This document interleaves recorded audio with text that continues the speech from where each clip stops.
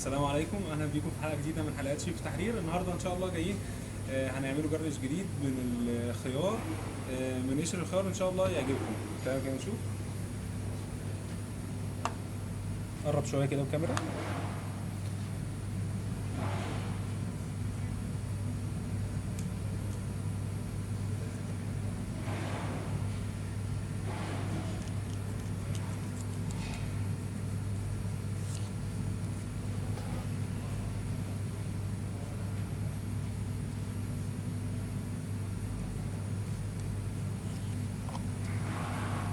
هنشتغلوا بالثلاثه دول كده.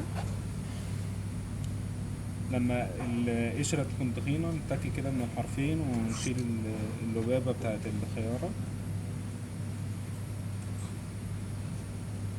تمام. وبعدين هنبدأ نمسك الحرف كده بتاع الخيارة ونبدأ نقطع بخطوط متوازية كده من غير ما نوصل لمنتصف الخيارة يعني. وبعدين الناحية التانية في نفس الاتجاه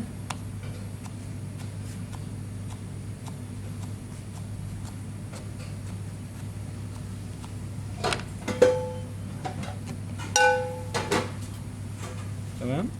بعد كده هنلفها ونثبتها بالخلة.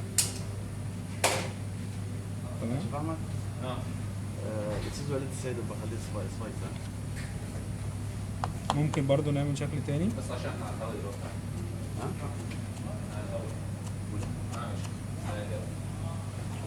قطعها برضو التانية تبقى في نفس الاتجاه، يبقى شكل مختلف.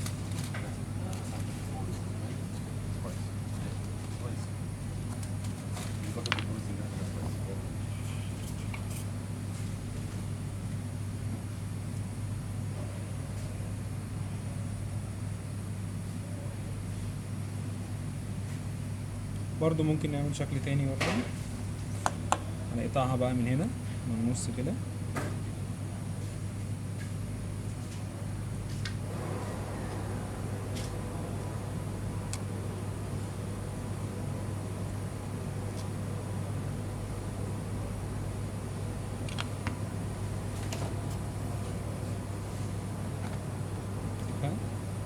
نلفها كده. طبعا دي لما بنسيبها في المية بتشد ويكون شكلها اقوى من كده شوية.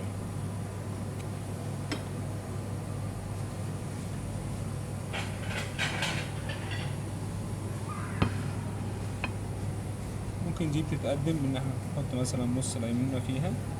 نص ليمونة ده ممكن نرشقه كده في الخيار نقدم كده. ممكن نعمل شغل برضو في الليمونة نديها نفس التشريحة بتاعتها.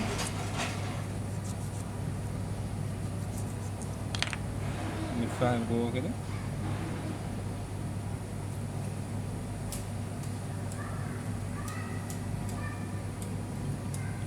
طبعا الخيار ده لما يتحط في المية بيشد والتفريعة بتاعته بتشد اكتر.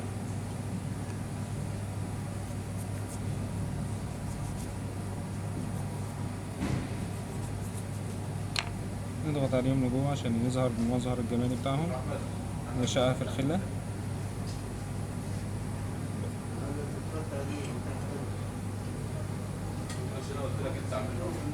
فدول الثلاث اشكال النهارده ان شاء الله عملناهم. ان شاء الله يكون الفيديو عجبكم وانتظرونا في حلقه جديده مع فيديو جديد وجرنش جديد. وما تنسوش لايك وشير وسبسكرايب لقناه اليوتيوب. السلام عليكم.